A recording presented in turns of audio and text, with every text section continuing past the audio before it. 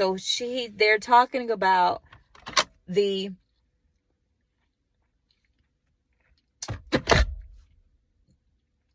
arranged marriages, people. Arranged marriages. Yet those who marry will have worldly troubles, and I spare you that.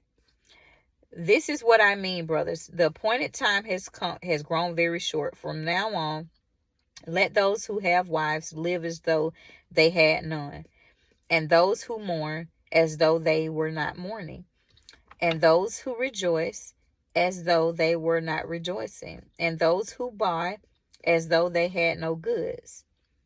And so this is what he's saying. And those who deal with the world as though they had no dealings with it, for the present form of this world is passing away. He's saying that all of those things are going to be existent. So it's better for you not to even just kind of fixate your life and design around that. But in this case, we're looking at the different designs of marriage and what it references as a husband and a wife. And it says, I want you to be free from anxieties. The unmarried man is anxious about the things of the Most High. That's all he has to concern himself with. And this is what I mean by, I think I said it in my previous video, where if you're married, you're going to have different responsibilities and requirements of you and held accountable in a different way because you have a different role and responsibilities. But the person that's not married is only concerned, or should be only concerned, about pleasing our Heavenly Father and doing his work.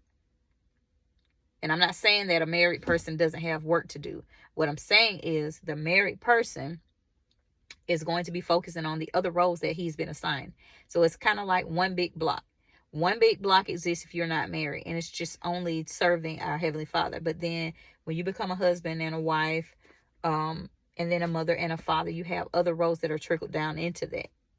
And so, but the married man is anxious about worldly things, how to please his wife, and his interests are divided. I just said that. His interests are divided. So they're divided.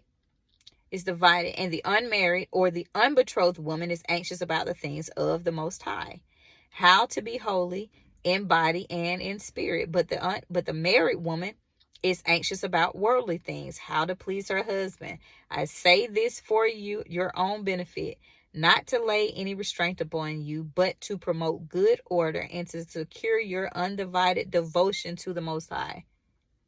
If anyone thinks that he is not behaving properly towards his betrothed, if his passions are